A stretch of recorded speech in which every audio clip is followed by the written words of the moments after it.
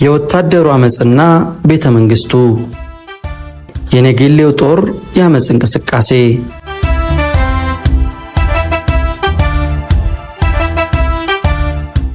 ንጉሱ 80ኛ ዓመት የልደት በዓላቸውን በድምቀት አከበሩ።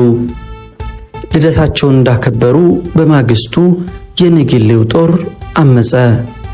ደሞዝ አይበቃንም፣ ኑሮ ተወደደ፣ ሕክምና አናገኝም፣ የንጹህ እጥረት አለብን አሉ። እነዚህ ጥያቄዎቻችን ካልተመለሱ አለቆቻችንን በቁጥጥር ስር እናውላለን አሉ። እንዳሉትም የጦር አመራሮቹን በቁጥጥር ስር አዋሉ። ንጉሱ እንደራደር ብለው መልእክተኛ ቢልኩም ጥያቄዎቻችን ካልተመለሱ አይሆንም ብለው ባመጹ ቀጠሉ። መልእክተኞቹንም በቁጥጥር ስር ያውላሉ። እንደ ነጌሌው ጦር ሁሉ የሰሜኑም ጦር አመጹን ተቀላቀለ። ንጉሱ ይህን የተደናገጡ። የንጉሱ አማካሪዎችም የሚይዙትን የሚጨብጡትን ያጣሉ። የ4 ኪሎ ቤተ መንግስት በፍርሃት ራደ። የወታደሩ አመጽ ተቀጣጠለ። ሀገሪቱ ከባድ ፈተና ውስጥ ወደቀች። መጨረሻውስ ምን ሆነ? ችግሩስ እንዴት ተፈታ? ሙሉ ታሪኩን ለታሪክ ማስታወሻነት ይረዳን ዘንድ ይዘንላችሁ ቀርበናል። አብራችሁን ቆዩ።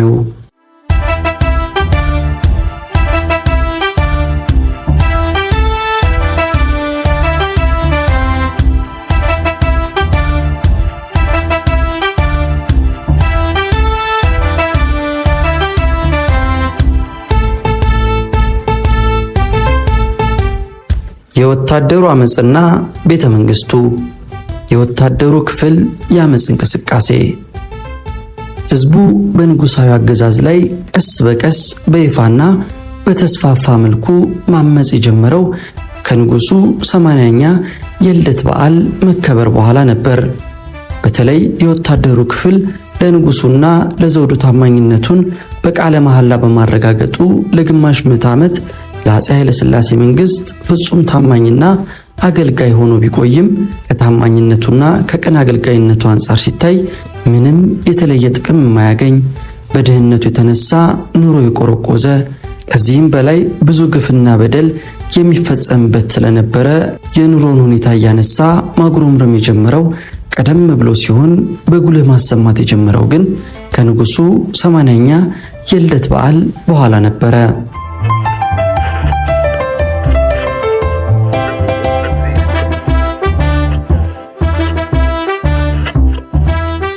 የወታደሩ ክፍል የደሞዝ ጭማሪ እንዲደረግለት፣ የተለያዩ ጥቅማ ጥቅሞች እንዲሰጡት፣ በአጠቃላይ የኑሮ ሁኔታ እንዲሻሻልለት ውስጡን በቅርብ አለቆቹ ላይ ማጉረምረም መጀመሩ፣ በአንዳንድ አጋጣሚም በደሉን በይፋ ማሰማቱ በመከላከያ ሚኒስቴሩ እንዲታወቅ ተደረገ። ከዚያም የወታደሩ ቅሬታ ማሰማት ያሳሰባቸው የመከላከያ ሚኒስቴር ከፍተኛ ባለስልጣናት ንጉሱ መጠነኛ የማሻሻያ እርምጃ እንዲወስዱ አሳሰቧቸው።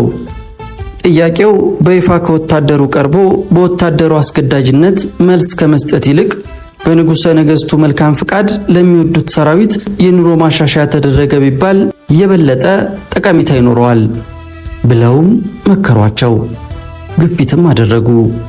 ንጉሱም ከጠቅላይ ሚኒስትራቸውና ከገንዘብ ሚኒስትራቸው ጋር ተመካክረው ለወታደሩ የ7 ብር የቀለብ ድጎማ መፍቀዳቸውን በ1965 ዓ.ም በጥቅምት 23 ቀን የንግስ በዓላቸውን ሲያከብሩ ይፋ አደረጉ። ይህ ድጎማ የተደረገው የሰራዊቱን ጉምጉምታ ለመግታት ብቻ ሳይሆን የህዝቡንም የአመጽ እንቅስቃሴ ለማፈን ያስችላል በሚል ግምት ነበረ። የምግብ እህል ዋጋ ጨምሯል በሚል ሰበብ ለጦሩ ይቀርብ የነበረው ቀለብ በአይነትም ሆነ በጥራት እየቀነሰ በመምጣቱ ድጎማው የቀለብ አቅርቦቱን ያሻሽላል በሚል ግምት የሰራዊቱ አባላት የ7ቱን ብር ጭማሪ በደስታ ቢቀበሉትም የቀለብ አበል ለጡረታ ስለማይታሰብ ንጉሠ ነገሥቱ የፈቀዱት ድጎማ ወደ ደሞዝ እንዲዞርልን የሚል ጥያቄ ተከትሎ ቀረበ። ድጎማው እንደ ደሞዝ ጭማሪ ቢታሰብ በጡረታ ክፍያ ላይ ከፍተኛ የበጀት ቀውስ ከማስከተሉም በላይ የኢኮኖሚ መዛባት ሊፈጥር ስለሚችል በደሞዝ ጭማሪነት አይታሰብም የሚል መልስ ከመንግስት ተሰጠ። ይህ መልስ የጦሩን አባላት ማወያየት ጀመረ። ለቀረበው ጥያቄ አዎንታዊ ምላሽ ለማግኘት ምን እርምጃ መውሰድ እንደሚቻል በየጦር ሰፈሩ ውይይቱ በስፋት ቀጠለ።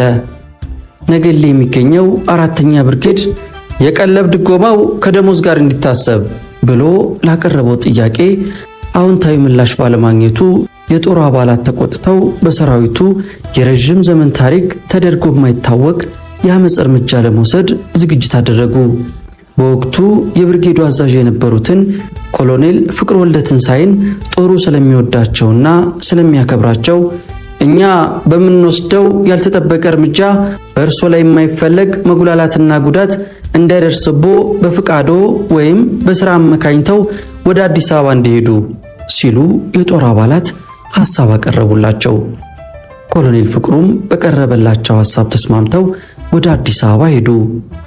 ኮሎኔል ፍቅሩ የጦሩን ሰፈር ለቀው እንደሄዱ የብርጌዱ ጦር በሙሉ ተሰባስቦ በሚደርስበት የአስተዳደር በደልና በአስከፊው የኑሮ ሁኔታ ላይ ሰፊ ውይይት አድርጎ ችግሩ እንዲወገድለት የአመፅ እንቅስቃሴ ከማድረግ ውጪ ሌላ አማራጭ እንደሌለው ተማመኑ።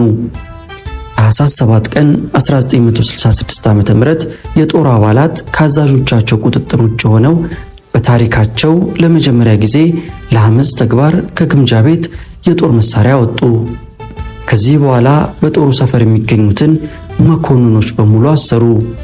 በብዙ የጦር ሰፈሮች ሲብላላ የነበረው የወታደሮች የአመፅ እንቅስቃሴ በይፋ በነገሌ ተጀመረ። የነገሌ ጦር ቀደም ብሎ ላቀረባቸው ጥያቄዎች አጥጋቢ ምላሽ ለማግኘት ሲል የብርጌዱን መኮንኖች በቁጥጥር ስር ማዋሉን ለጦር ክፍሎች ሁሉ አሳወቀ። ጅጅጋ ያለው 10ኛ ሜካናይዝድ ብርጌድ ቅድሚያ ወስዶ የነገሌ ጦር የወሰደውን አቋም ደግፎ ተነሳ። ከዚያም በተከታታይ የተለያዩ ጦር ክፍሎች ድጋፋቸውን ሰጡ።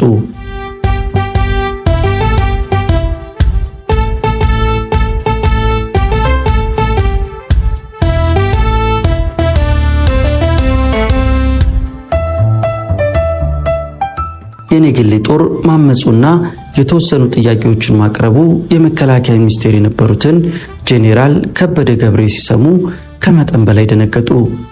ምን ማድረግ እንዳለባቸው ማሰላሰል ጀመሩ። መከላከያ ሚኒስቴሩ ለተፈጠረው ችግር ብቻውን ምላሽ ለመስጠት እንደማይችሉና የሚገጥማቸው ቁጣ በጣም አስፈሪ መሆኑን ቢገነዘቡም የተፈጠረውን አሳሳቢ ሁኔታ በግድ ለንጉሱ ማሳወቅ እንዳለባቸው አመኑ። የነገሌ ጦር ማመጹንና መኮንኖቹን ማሰሩን ለንጉሱ አስረዱ። ንጉሱ ይፈጸማል ብለው ያልጠበቁትን የጦር አድማ ዜና ሲሰሙ መናደዳቸውና መቆጣታቸው የማይቀር ቢሆንም የተፈጠረው አስጊ ሁኔታ በሌሎች የጦር ክፍሎች እንዳይዛመት በእንጭጩ ለመቅጨት ምን መደረግ እንዳለበት ለመወሰን ጉዳዩ ከሚመለከታቸው ባለስልጣናት ጋር ውይይት አደረጉ። በውይይቱ መጨረሻ በአንድ ከፍተኛ የጦር መኮንን የሚመራ ቡድን በመላክ የጦሩ አባላት መኮንኖቹን ማሰራቸው ንጉሱን እንዳሳዘነና እንዳስቆጣ በማስረዳት እንዲያስፈታና የእዝ ሰንሰለቱም እንደ ቀድሞ ተጠብቆ እንዲቀጥል ማድረግ የተሻለ አማራጭ ሆኖ ተገኘ። ጦሩ ለንጉሠ ነገሥቱና ለዘውዱ ያለው ታማኝነት ከዕለት ዕለት እየተሸረሸረና እየላላ መምጣቱን ያልተረዱት ንጉሱና የእሳቸው ባለስልጣናት ድርጊቱ ንጉሱን አሳዝኗል ስለተባለ ብቻ የታሰሩትን መኮንኖች ማስፈታት ይቻላል፣ የአድማውን ማነሳሾችና መሪዎቹን እንቀጣለን ብለው በማመን በጄኔራል ደረሴ ዱባለ የምድር ጦር አዛዥ የሚመራ ቡድን በታኅሳስ 23 ቀን 1966 ወደ ነጌሌ ተጓዘ። ጄኔራል ደረሴ የሚመሩት ቡድን ነጌሌ እንደደረሰ ሕፃናትና ልጆች እንኳን ሳይቀሩ የጦር አባላት ከነቤተሰቦቻቸው በነቂስ ወጥተው ደማቅ አቀባበል አደረጉላቸው። ከአቀባበሉ ስነ ስርዓት በኋላ የሰራዊቱ አባላት ከነቤተሰባቸው በተሰበሰቡበት ሜዳ የቡድኑ አባላት ተገኝተው ስለ ተልኳቸው ዓላማና ንጉሱ ስለተሰማቸው ቅሬታ ሰፊ ገለጣ ካደረጉ በኋላ ጦሩ ለምን መኮንኖቹን እንዳሰረ ምንስ ችግር እንደገጠመው እንዲያስረዳ ጠየቁ። ጦሩ ቀደም ብሎ የሚያስተባብሩትንና ቅሬታውንም ለሚመጣው የመንግስት መልእክተኞች የሚያስረዱለት አባላት መርጦ ዝግጅት ተደርጎ ስለነበር በተወካዩ አማካኝነት ዝርዝር መግለጫ እንደሚከተለው ተነበበ። አንደኛ፣ ሰራዊቱ ዕለት በዕለት የሚጠጣው ያልተጣራ ውሃ ያውም ነዳጅ ካለ በ30 ኪሎ ሜትር ከሚገኘው የገናሌ ወንዝ በቦቴ የተመላለሰ ሲሆን ነዳጅ በማይኖርበት ጊዜ ግን በኩሬ ተጠራቅሞ የሚገኝ የተበላሸ ውሃ ለመጠጣት ስለሚገደድ የሰራዊቱ አባላት ከነቤተሰባቸው በውሃ ወለድ በሽታ እየተሰቃዩ ከመሆኑም በላይ በርካታ ሰዎች ለሞት አደጋ ተጋልጠዋል። ስለዚህ ይህን ችግር ለማቃለል ቧንቧ ተዘርግቶ የተጣራ ውሃ እንዲቀርብልን። ሁለተኛ፣ የሚቀርብልን የጤፍ ዱቄት በከፊል ከአሸዋ ጋር የተቀላቀለ ከመሆኑም በላይ የተበላሸና የተበከለ ስለሆነ ምንም ምርጫ ስለሌለን በግዴታ እንመገባለን። በዚህም የተነሳ በጤንነታችን ላይ ከፍተኛ ቀውስ አስከትሏል። ስለዚህ የቀለብ አቅርቦቱ ተሻሽሎ ንጹህ የጤፍ ዱቄት እንዲቀርብልን። ሶስተኛ፣ የተሟላ የሕክምና አገልግሎት እንዲሰጠን፣ የተሻሻለ የመኖሪያ ቤቶችና ዘመናዊ የጦር ሰፈር እንዲሰራልን፣ በተወሰነ ጊዜ ከበረሃ ወደ ደጋ የምንዘዋወርበት ሁኔታ እንዲፈጠርልን፣ ልብስና ትጥቅ በወቅቱ እንዲሰጠን። አራተኛ፣ ቀደም ብሎ ያቀረብነው ጥያቄ ዋናውና መሰረታዊ ጥያቄያችን ስለሆነ በንጉሠ ነገሥቱ የተፈቀደው የ7 ብር የቀለብ ድጎማ ወደ ደሞዝነት እንዲታሰብልን የሚሉና ሌሎችም ጥያቄዎች ታክለው ቀረቡ። ጄኔራል ድረሴ በንባብ የተሰማውና በጽሑፍም የተሰጣቸው ዝርዝር የጦሩን ጥያቄዎች በአግባቡ አመዛዝነውና ከበላይ አካልም ጋር ተመካክረው በጥናት ላይ የተመረኮዘ መልስ መስጠት ሲገባቸውና በንቀትና በትዕቢት እናንተ ያቀረባችሁትን ጥያቄዎች በፍጹም ለማሟላት የሚቻል አይደለም፣ የሚጠይቀው ገንዘብ በጣም ብዙ ስለሚሆን መንግስት ይህንን ያህል ወጪ ለመሸፈን አይችልም። በንጉሱ የተፈቀደውን የቀለብ ድጎማን በሚመለከት የንጉሱ መልካም ፍቃድና ለናንተም ያላቸውን ፍቅር መግለጫ መሆኑን አምናችሁ በደስታ መቀበል ሲገባችሁ በደሞዝነት ይዛወርልን ብላችሁ መጠየቅ ከናንተ የማይጠበቅ ተግባር ከመሆኑን ባሻገር ንጉሱን በጣም አሳዝኗል። ይህም ሆኖ አንዳንድ ጉዳዮች በአግባቡ ወደፊት የሚታዩ ሲሆኑ አሁን ግን ያሰራችኋቸውን መኮንኖች በአስቸኳይ ፈታችሁ ወደ መደበኛ ተግባራችሁ እንድትሰማሩ ብለው በጦር የበላይ አዛዥነት ስልጣናቸውና በንጉሱ መልእክተኝነታቸውን ተማምነው ተናገሩ። የተሰጣቸው ምላሽ ፍጹም ከጠበቁት ውጪ መሆኑን በግልጽ ቢገነዘቡም የጦሩ አባላት በትዕግስትና በአክብሮት ችግራቸውን አስመልክቶ በመደጋገም ለማስረዳት ሞከሩ። መጀመሪያውኑ ጄኔራል ድረሴ የጦሩን ጥያቄዎች ማስተናገድ እንደማይችሉ በማስፈራራትም ሆነ በማግባባት የታሰሩትን መኮንኖች ብቻ አስፈትተው እንዲመለሱ መመሪያ ተሰጥቷቸው ስለነበረ ጦሩን የቀረቡት የጦር ተወካዮች ምንም አሳማኝ ነገር ቢያቀርቡላቸው አይቻልም ከማለት ውጪ የተለየ አርኪ ምላሽ ለመስጠት ስላልነበረ ድርጊታቸው የጦር አባላትን አስቆጣ። በአግባቡ ያቀረብነውን መሰረታዊ ችግራችንን በጥሞና ተመልክተው ተገቢውን ምላሽ ይሰጡናል ብለን በጉጉት ስንጠብቅ ምንም ነገር ማድረግ አይቻልም የሚል መልስ ብቻ የሚሰጡን ከሆነ የታሰሩት መኮንኖች አይፈቱም። እርሶና የቡድኑ አባላትም ወደ አዲስ አበባ አትመለሱም።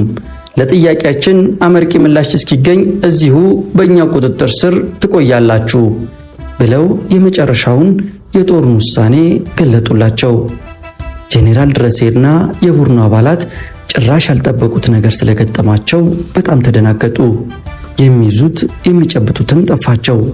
የሰራዊቱ የአመፅ እንቅስቃሴ አስከፊ ገጽታው በጉልህ በስርዓቱ ላይ መታየት ጀመረ።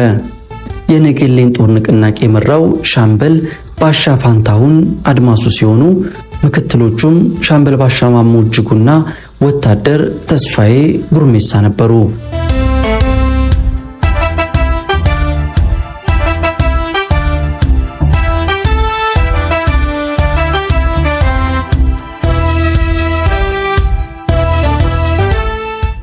ጄኔራሉና የቡድኑ አባላት በድንኳን ውስጥ እንዲቀመጡ ተደረገ።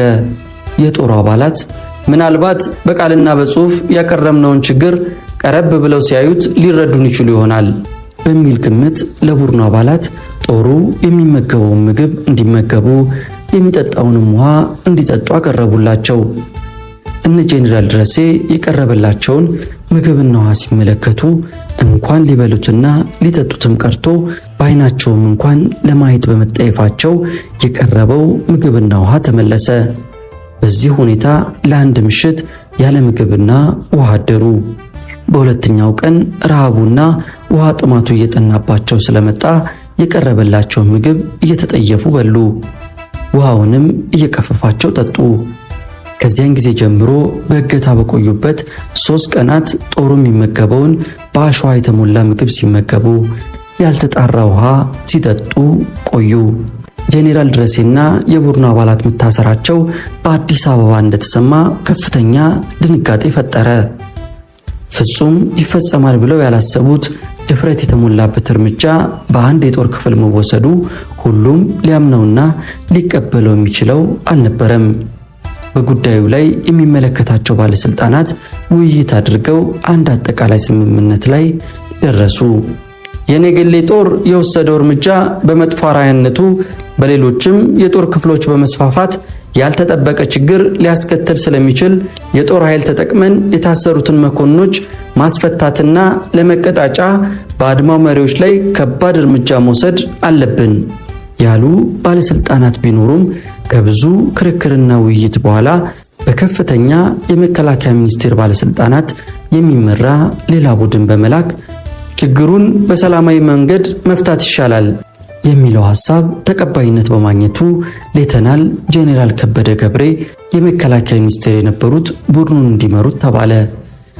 ጄኔራል ከበደ በነ ጄኔራል ድረሴ ላይ የደረሰው ዕጣ ይደርስብኛል ብለው በመፍራትና ልዩ ልዩ ምክንያቶችን በመደርደር ተልእኮውን ለመቀበል እንደማይችሉ አሳመኑ።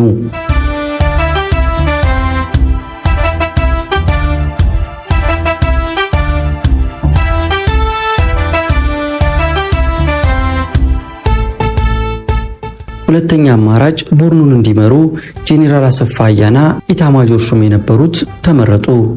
እሳቸውም በተመሳሳይ ሁኔታ ችግር ይደርስብኛል ብለው በመፍራት በርካታ ምክንያቶችን በመደርደር የተሰጣቸውን ኃላፊነት ለመቀበል ፈቃደኛ ሳይሆኑ ቀሩ። እነዚህ መኮንኖች ተልእኮን ለመቀበል ፈቃደኛ ያልሆኑት የመታሰር መጥፎ ዕድል ይገጥመናል በማለት ብቻ ሳይሆን ጦሩ ላቀረበላቸው በርካታ ጥያቄዎች መለስተኛ አስታራቂ መልስ እንኳን ይዘው ካልሄዱ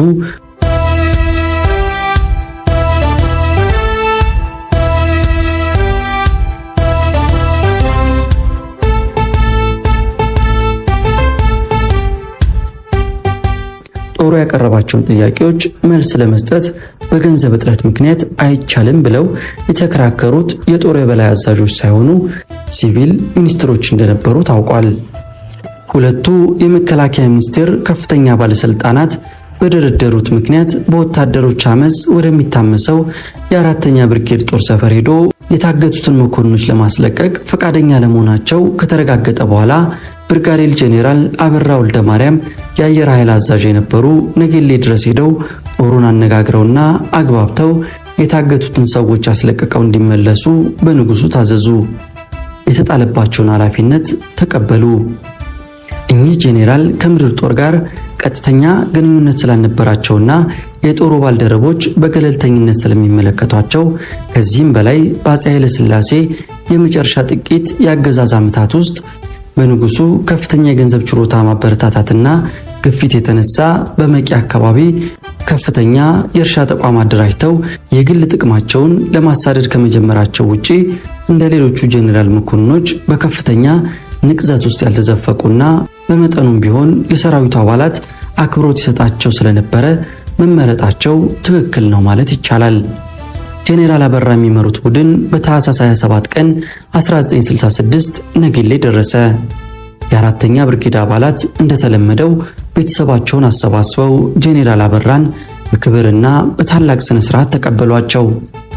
ጄኔራል አበራ የጦሩን ችግር በስፋትና በጥልቀት መርምረው በአጭርና በረጅም ጊዜ ሊፈቱ የሚችሉ ችግሮችን ለይተው መፍትሄ እንደሚያስገኙላቸው ያላቸውን ተስፋ ገልጠው ቀደም ብሎ ለጄኔራል ድረሴ ያቀረቧቸውን ጥያቄዎች በንባብና በጽሑፍ የጦሩ ተወካዮች አቀረቡ። የጄኔራል ድረሴንም ቡድን ለምን እንዳገቱ አስረዱ። ሰራዊቱ ባሳያቸው አክብሮትና ስነ ስርዓት የተሞላበት አቀራረብ የተደነቁ ከመሆናቸውም በላይ የቀረቡት ጥያቄዎች በአግባቡ ምላሽ ሊሰጣቸው ይገባል ብለው ስላመኑ ጄኔራል አበራ የጦሩን ጥያቄዎች በሙሉ ለንጉሱ አቅርበው እንደሚያስፈጽሙ ቃል ገቡ። የጦሩ አባላትም በተገባላቸው ቃል ተደስተው በጦሩ መኮንኖች ላይ ለደረሰው መጉላላት ይቅርታ በመጠየቅ ወዲያውኑ ለመፍታት ዝግጁ መሆናቸውን ገለጡ። በዚሁ ስምምነት መሰረት ጄኔራል ድረሴና እሳቸው ይመሩት የነበረው ቡድን አባላት ከታጎሩበት ቦታ አስመጥተው ለጄኔራል አበራ አስረከቡ። ከዚያም የአራተኛ ብርጌድ ጦር መኮንኖችን ከስር ለቀው መደበኛ የኃላፊነት ቦታቸውን እንዲይዙ አደረጉ።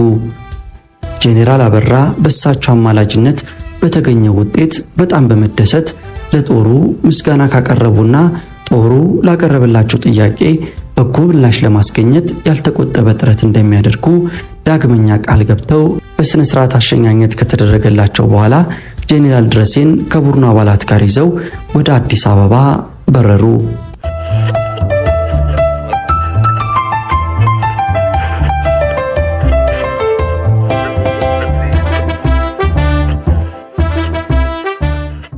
ጄኔራል አበራ ለሁሉም የጦሩ ጥያቄዎች አዎንታዊ ምላሽ ለማግኘት እንደማይቻል ቢገምቱም የተወሰኑት ጥያቄዎች ግን እንደሚስተናገዱ ሙሉ እምነት አሳድረው ከነጌሌ ጦር ይዘውት የመጡትን ጥያቄዎች በዝርዝር ከግል አስተያየታቸው ጋር ለንጉሱ አስረዱ።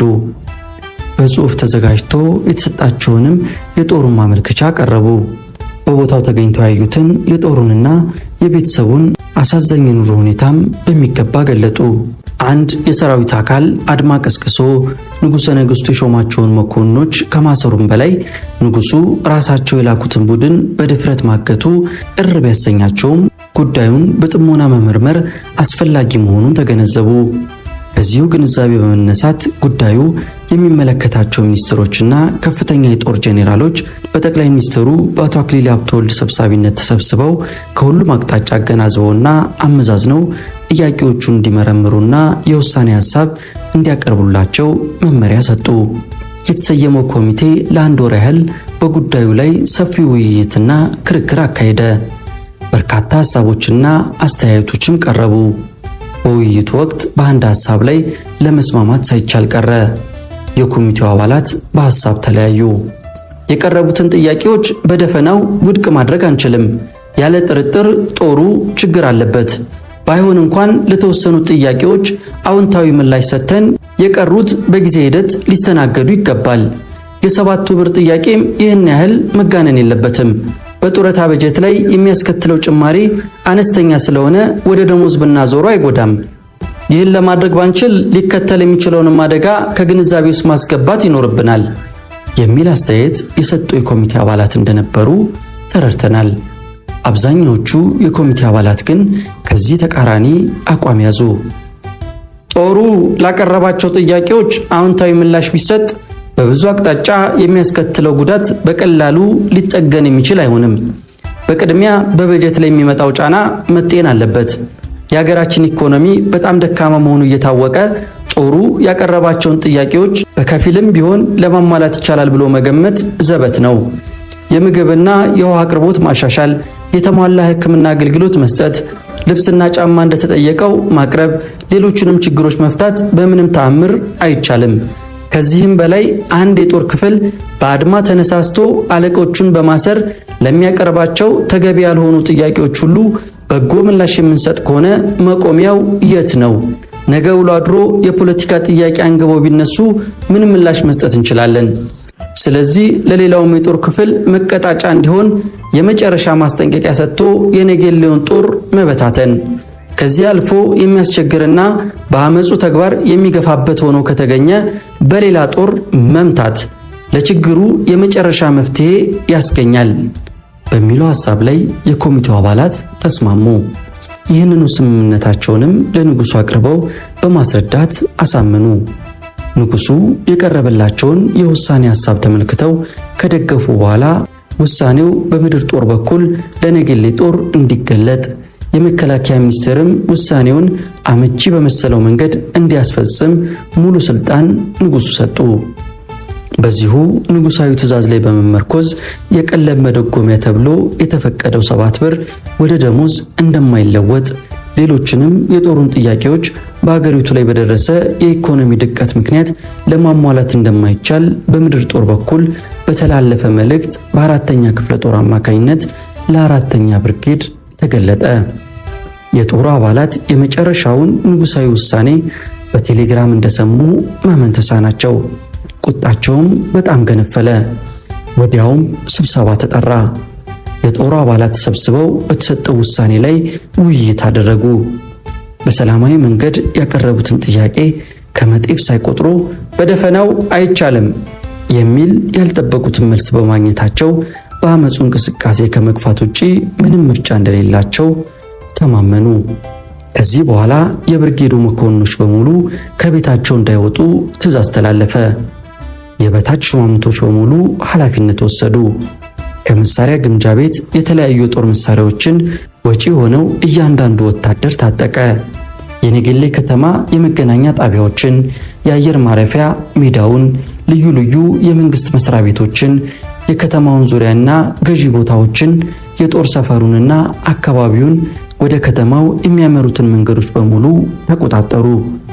ለውጊያ ምቹ የሆኑ ቦታዎችን ይዘው የቀበሮ ጉድጓድ ከቆፈሩ በኋላ ራሳቸውን ለማንኛውም ግዳጅ አዘጋጁ።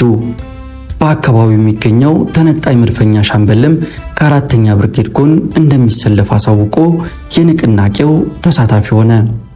ምንም አይነት ኃይል ሊመታቸው ቢመጣ ለመከላከል የሚያስችላቸው ሁኔታ መፈጠሩን ካረጋገጡ በኋላ ለንጉሱ ያቀረቡትን አቤቱታ ይዘት በመዘርዘር ተቀባይነት ማጣቱን፣ አስፈጽማለሁ ብሎ ጥያቄያቸውን ይዞ የሄደው ቡድንም ቃሉን አለማክበሩን፣ የእነሱ ችግር የሁሉም ጦር ችግር መሆኑን በስፋት አትተው ሁሉም የጦር ክፍሎች ከጎናቸው እንዲሰለፍና እንዲተባበራቸው ጥሪ የሚያደርግ የቴሌግራም መልእክት በመላው ሀገሪቱ ለሚገኙ የጦር ክፍሎች ሁሉ አስተላለፉ።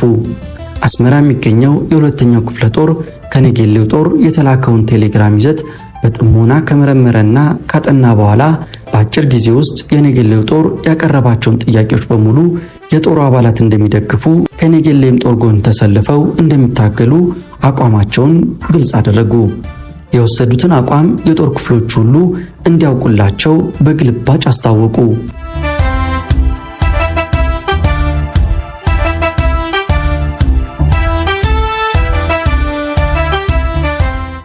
የወታደሮቹና የበታች ሹማምንቶቹ የአመፅ እንቅስቃሴ በሁሉም የጦር ክፍሎች ተቀጣጠለ። አዛዦቹ እንደ ወትሮ ጦሩን ለማዘዝ የማይችሉበት ደረጃ ላይ ተደረሰ። የእዝ ሰንሰለቱ ተበጣጠሰ። ማዕከላዊ አመራር ሳይኖር ግብታዊ አብዮታዊ እንቅስቃሴ በየጦር ክፍሎቹ እንደ እንጉዳይ ፈላ። በንቃታቸው፣ በአስተባባሪነታቸው፣ በተናጋሪነታቸው የታወቁ የበታች ሹማምንቶች አመራሩን እየያዙ አስተባባሪ ኮሚቴ ማቋቋም ጀመሩ። መንግስት ለማስተናገድ የማይችላቸው ጥያቄዎችም ቀረቡ። በየካቲት 5 ቀን ደብረ ዘይት በሚገኘው የአየር ኃይል ሰፈር የሰራዊቱ አባላት በማስተር ቴክኒሻን ግርማ ዘለቀ አስተባባሪነትና መሪነት የአየር ኃይሉን ሰፈር በቁጥጥራቸው ስር አውለው የኑሮና የሥራ ሁኔታ እንዲሻሻል፣ የደሞዝ ጭማሪም እንዲደረግ ጥያቄ ከማቅረባቸውን በተጨማሪ በተማሪዎችና በመምህራን የቀረቡ ጥያቄዎችንም ደገፉ። ለተግባራዊነቱም እስከ መጨረሻው እንደሚታገሉ በይፋ ገለጡ።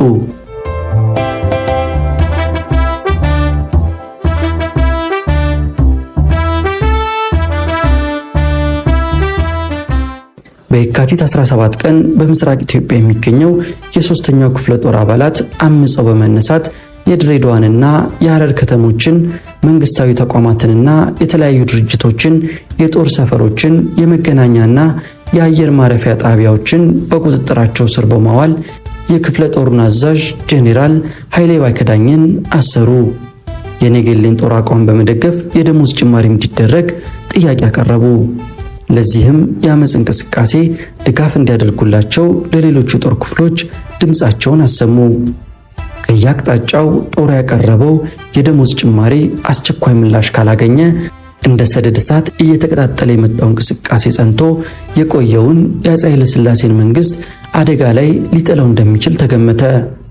በዚህም ግምት መነሻ የካቢኔ ሚኒስትሮች ጄኔራል አብይ አበበና ራስ አስራተ ካሳ በተገኙበት የካቲት 16 ቀን 1966 ተሰብስበው ሰፊ ውይይት በማድረግ ለወታደሩ ክፍል የደሞዝ ጭማሪ እንዲደረግ በመስማማት የውሳኔ ሐሳብ ለንጉሱ አቀረቡ።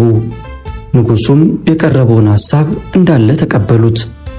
ቀደም ብሎ ሁሉም የጦር ክፍሎች ንጉሱ ፊት ጦሩን ወክለው የሚቀርቡ መርጠው እንዲልኩ በታዘዙት መሰረት የካቲት 18 ቀን የሁሉም ጦር ክፍል ተወካዮች በፍልውሃ አካባቢ ተሰበሰቡ። ለምን እንደተፈለጉ ገለጻ ከተደረገላቸው በኋላ በሰልፍ ሆነው ወደ ኢዮቤልዩ ቤተ መንግስት አመሩ።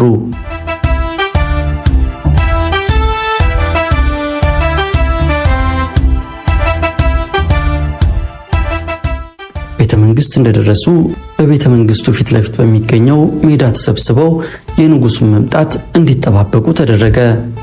ሚኒስትሮችና ከፍተኛ የመንግስት ባለስልጣናት ከቤተ መንግስት ወጥተው በሰራዊቱ ፊት ለፊት ቆሙ።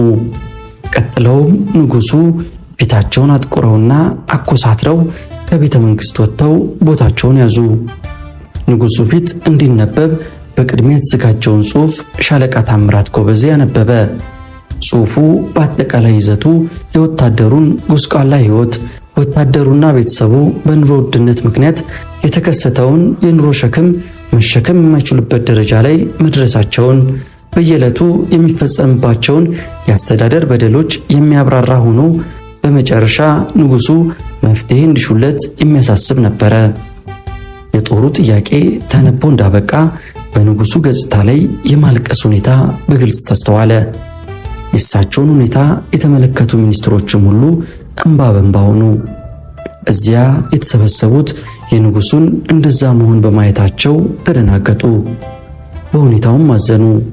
ንጉሱ ያንን ገጽታ ያሳዩት ጦሩ በደረሰበት የአስተዳደር በደል ወይም የኑሮ ውድነት ስላንገላታው አዝነውና ተጸጽተው ሳይሆን ጦሩ ባልጠበቁትና ባላሰቡት ሁኔታ ተንቀሳቅሶ በማስገደድ ደሞዝ ለማስጨመር ቆርጦ መነሳቱና በመለኮታዊ ኃይል የተገነባውን መንግስታቸውን የሚያናጋ እርምጃ በመውሰዱ ነበር።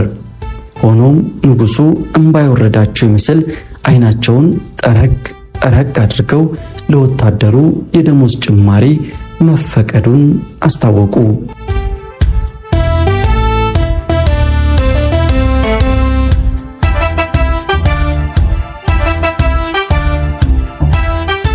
ንጉሱ የሰባት ብሩን የቀለም መደጎሚያ ወደ ደሞዝነት አላዛውርም ሲሉ እንዳልነበረ ሁሉ በጦሩ አመጽና አስገዳጅነት ለወታደሩ ከቀለብ ድጎማ በተጨማሪ 18 ብር፣ ለመኮንኖች 49 ብር የእጅ ብልጫ ክፍያም ከ30 ብር ወደ 50 ብር ከፍ እንዲል ከማዘዛቸውም በላይ የጦሩ አባላት ያቀረቧቸው አስተዳደራዊ ችግሮች በአስቸኳይ እንዲፈቱ ትዕዛዝ ሰጡ። ይህም ውሳኔ ከመጋቢት 1 ቀን ጀምሮ ተግባራዊ እንደሚሆን ተነገረ። ጦሩም በተሰጠው ውሳኔ ተደስቶ ንጉሱን ካመሰገነ በኋላ ተበተነ። በንጉሱም መልካም ፍቃድ ለሚወዱት ሰራዊታቸው የደሞዝ ጭማሪ መደረጉን፣ ለመምህራንም ደሞዝ መጨመሩን፣ የነዳጅ ዋጋም ጭማሪ መነሳቱን፣ ሴክተር ሪቪው የሚባለው የትምህርት ፖሊሲ በስራ ላይ እንዳይውል መወሰኑን በዕለቱ በሬዲዮ ለህዝብ ተገለጠ። ይህ ውሳኔ በመሰጠቱ በህዝቡና በሰራዊት ውስጥ የተጀመረው ንቅናቄ ያከትማል። ለአብዛኛው ጥያቄዎችም አጥጋቢ ምላሽ ስለተሰጠ ከዚህ በኋላ የሚያነሱት ጥያቄ አይኖርም የሚለው እምነት ሳይውል ሳያድር ተቃወሰ።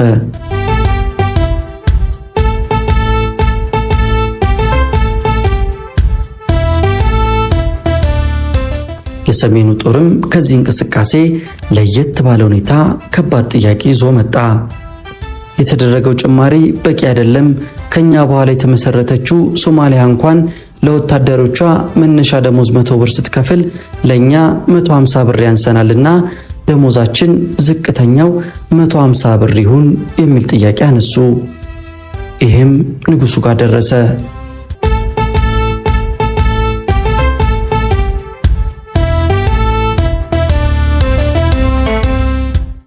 አስመራ የሚገኘው የሁለተኛ ክፍለ ጦር አባላት በንጉሱ የተፈቀደውን የደሞዝ ጭማሪ በደስታ አልተቀበሉትም። ጭማሪው ከኑሮ ውድነት አንጻር በጣም አነስተኛ ነው ብለው አዲስና በአይነቱ ለየት ያለ የአመጽ እንቅስቃሴ ጀመሩ።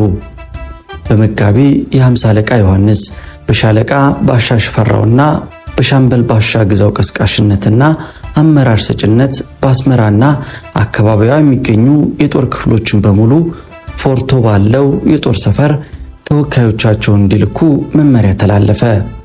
የተወሰኑ የበታች ሹማምንትና ወታደሮች ተሰብስበው አስተባባሪ ኮሚቴ መሰረቱ።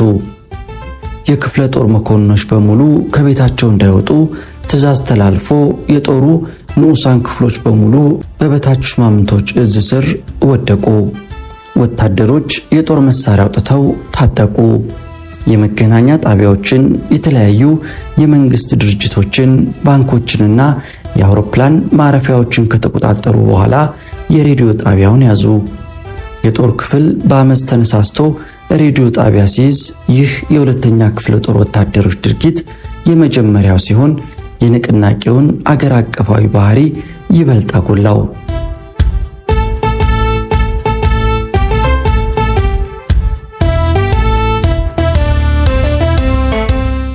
የተቋቋመው ኮሚቴ ሬዲዮ ጣቢያውን ከያዘ በኋላ 22 ነጥቦች የያዘውን ጥያቄ በሬዲዮ አስነገረ።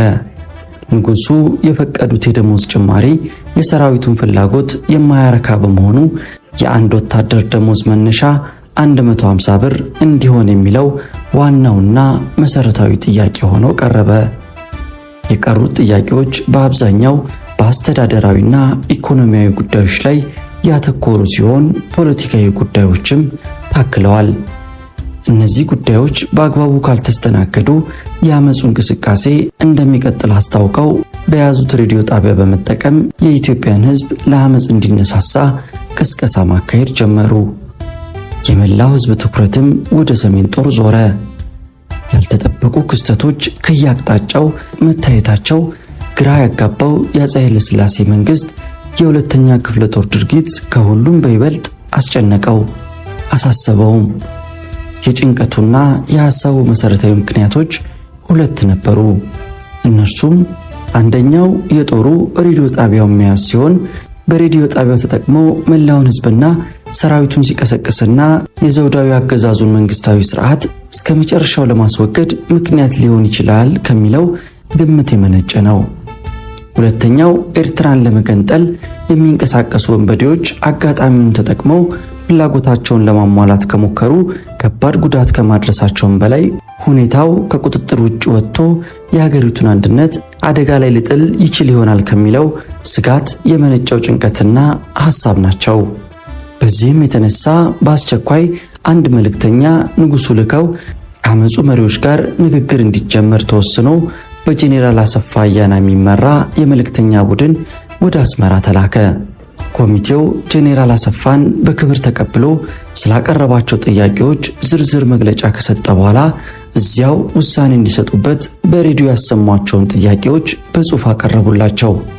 ጄኔራል አሰፋም ለጥያቄዎቹ መልስ ለመስጠት እንዳልመጡ ግልጽ አድርገው የሀገሪቱን የኢኮኖሚና የፖለቲካ ችግሮች በማስረዳት በቅርቡ ከተፈቀደው የደሞዝ ጭማሪ ውጪ ምንም ጭማሪ ማድረግ እንደማይቻል በማስረዳት የቀረበውን የደሞዝ ጭማሪ ጥያቄ እንዲያነሱ ለማግባባትና ጦሩ የተጣለበትን የሀገሪቱን አንድነት የማስጠበቅ ኃላፊነት በማስታወስ በአጋጣሚው ወንበዴዎች ተጠቅመው አገሪቱን አደጋ ውስጥ እንዳይጥሏት ለማስገንዘብ ሞከሩ።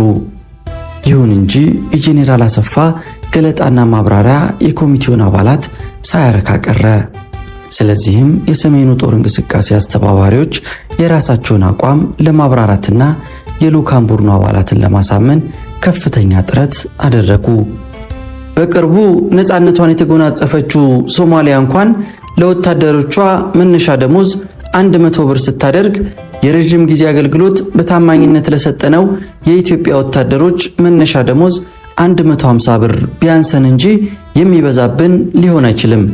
ስለሆነም ያቀረብነው ጥያቄ ተገቢና አሳማኝ መሆኑን ተገንዝባችሁ አሁኑኑ አርኪ ምላሽ እንድትሰጡን ይሁን ብለው አቋማቸውን አጠናከሩ። ጄኔራል አሰፋም ከተልኳቸው ውጪ የሚሰጡት መልስ እንደሌለ አስታውቀው ወደ አዲስ አበባ ለመመለስ መዘጋጀታቸውን ለኮሚቴው አስረዱ። የኮሚቴው አባላት ደግሞ በአጸፋው ለጥያቄያችን አጥጋቢ መልስ እስክናገኝ ድረስ እርስዎ እዚሁ ከኛው ጋር ይቆያሉ፣ አቋማችንን ንጉሱ በሚገባ እንዲረዱልን አንድ የቡድን አባል ወደ አዲስ አበባ ይላካል ካሉ በኋላ ጄኔራሉን አገቷቸው።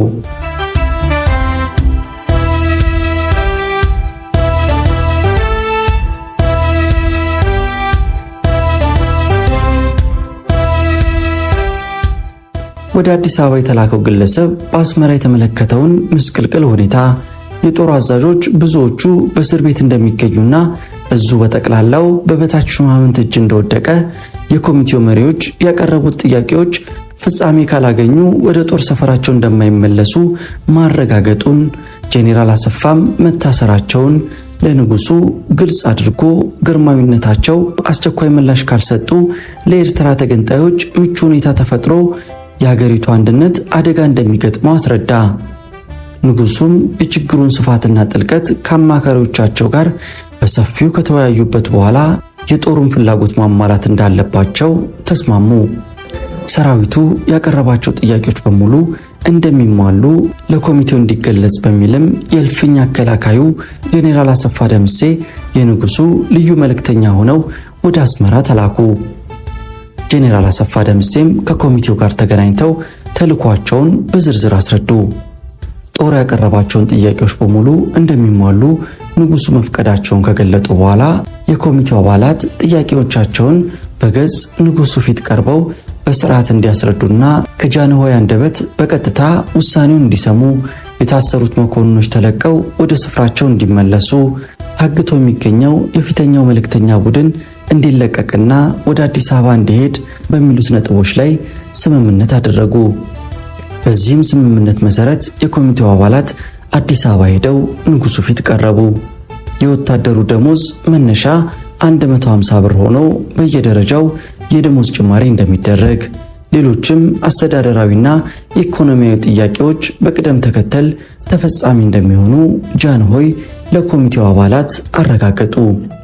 በእሳቸው መልካም ችሮታም ለኮሚቴው አባላት የተለያዩ ሽልማት ሰጥቷቸውና ጦሩን ለበጎ ተግባር እንዲያስተባብሩትም አደራ ተቀብለው ወደ አስመራ ተመለሱ። የነጌሌው ጦር የለኮሰው እሳት ማጥፊያ ዘዴ ግን አልተገኘለትም። እሳቱ በሰሜን በምስራቅና በመሃል ሀገር እንዲሁም በአዲስ አበባ እየተቀጣጠለ ከቁጥጥር ውጭ ወጣ። የፊውዳሉ ስርዓት ዋናው የመጨቆኛና የማፈኛ መሳሪያ የነበረው የወታደሩ ክፍል ራሱ ከህዝቡ ጎን ተሰልፎ የአመፁ ተካፋይ ከመሆኑም አልፎ የእንቅስቃሴው ግንባር ቀደም አንቀሳቃሽ ኃይል ሆኖ በመገኘቱ ስርዓቱ ሽባ ሆነ። እንደ ወትሮው የህዝብን አመፅ ለማፈን የሚያዘው ኃይል አጣ። ስለሆነም የሚጠየቀውን ሁሉ መፈጸም ግዴታ ሆነበት። የጦር ኃይሉም ንቅናቄ በተጠናከረ መልኩ ቀጠለ።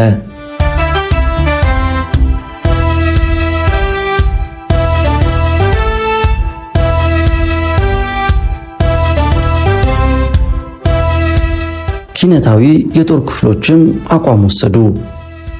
የተቀጣጠለውን ህዝባዊ እንቅስቃሴ አዳፍኖ ማቆየት የማይቻል ሂደት በመሆኑ በየካቲት 18 ቀን 1966 ዓ.ም የመሐንዲስ መምሪያ ከነጌሌው ጦርና ከህዝቡ ጎን እንደሚሰለፍና በጦሩና በህዝቡ የቀረቡት ልዩ ልዩ ጥያቄዎች በአስቸኳይ ተገቢና አርኪ ምላሽ እንዲያገኙ የሚል አቋም ወስዶ መሳሪያ አነሳ።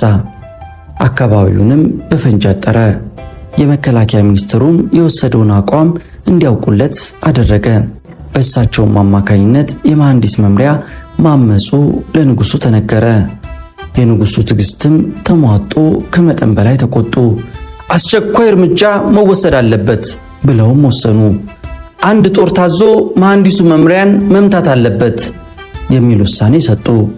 በዚህም መሰረት አራተኛ ክፍለ ጦር መሐንዲስ መምሪያን እንዲመታ በምድር ጦር በኩል ትዕዛዝ ደረሰው።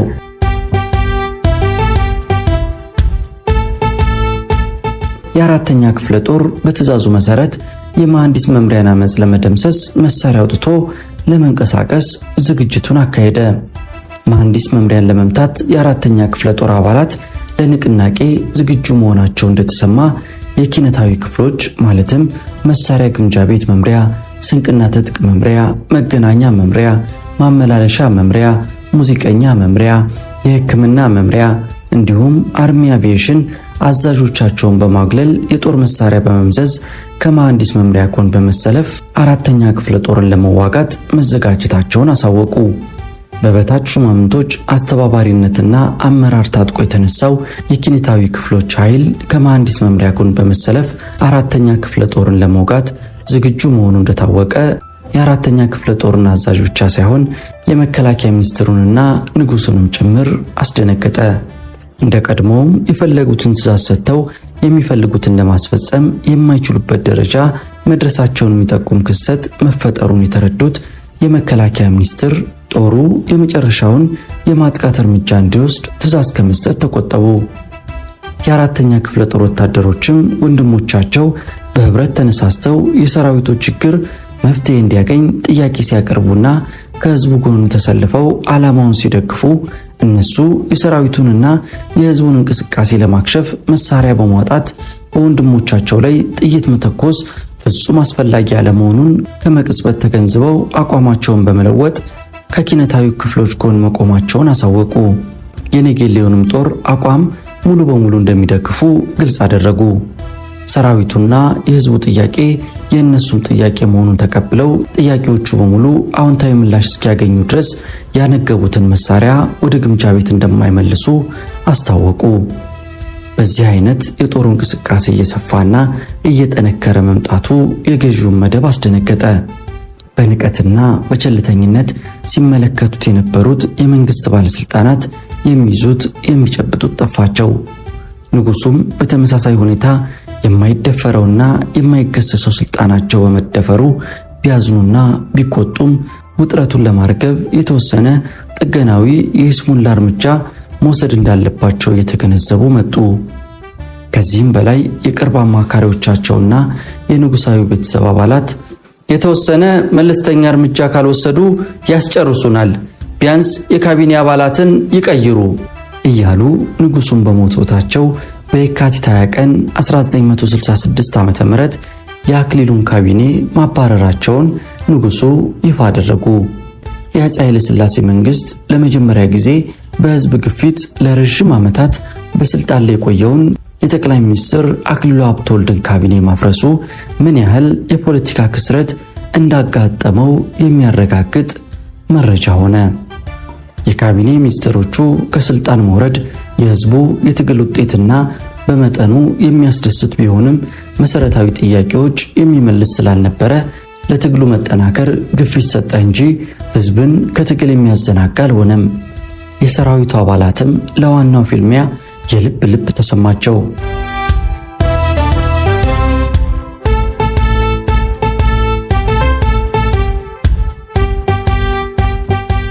ንጉሱ በየካቲት 21 ቀን 1966 በትምህርታቸው ከኦክስፎርድ ዩኒቨርሲቲ ማስተርስ ዲግሪ ያገኙት፣ በሥራ ከፍተኛ ልምድ ያካበቱት፣ ከመኳንንት ዘር የተወለዱ፣ በጋብቻ ከራስ አስራተ ካሳ የሚዛመዱና ለንጉሱና ለዘውዱ ታማኝ አገልጋይ የነበሩት እንደዚሁም መጠነኛ ለውጥ በማምጣት የኃይለ ሥላሴን መንግስት ከፖለቲካ ቀውስ ማውጣት ይቻላል ብለው የሚያምኑትን ልጅ እንዳልካቸው መኮንንን ጠቅላይ ሚኒስትር አድርገው ሾሟቸው።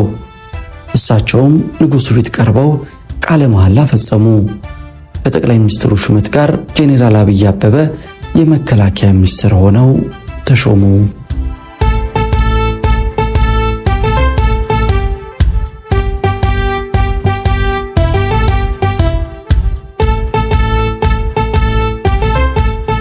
ታሪካዊው የወታደሩ አመጽ፣ የነጌሌው የጦር አመጽ እንቅስቃሴ።